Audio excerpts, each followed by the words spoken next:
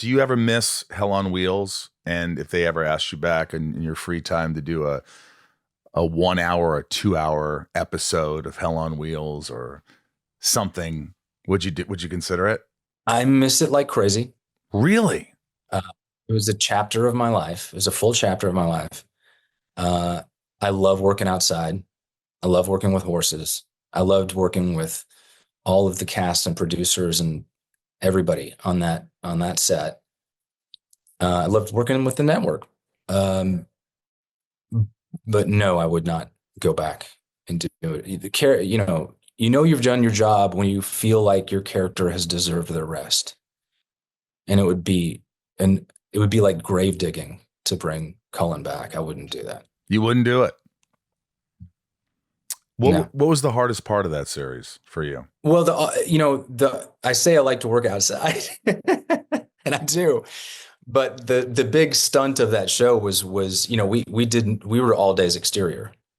Even when we had interior scenes, those were just clapboard structures we threw up. That was not, we had no sound stage, nothing. We were out in a field in Alberta for 6 seasons. And so what's great about it is it talk about forcing your hand creatively. The weather in that part of northern Alberta is insane because you've got the weather system coming off the mountains and everything's sped up, right? So we would start days that would be sunny, and by the end of the first half of the day, we would have rain turning into hail.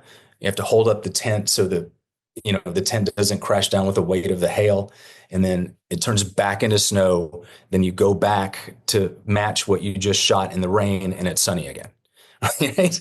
And you have to figure out. We have a shot, and it's in the show. We have a shot of Chris Heyerdahl supposed to be walking up the hill to go menace some people, and we had a tornado touching down like a mile away, maybe a mile and a half away.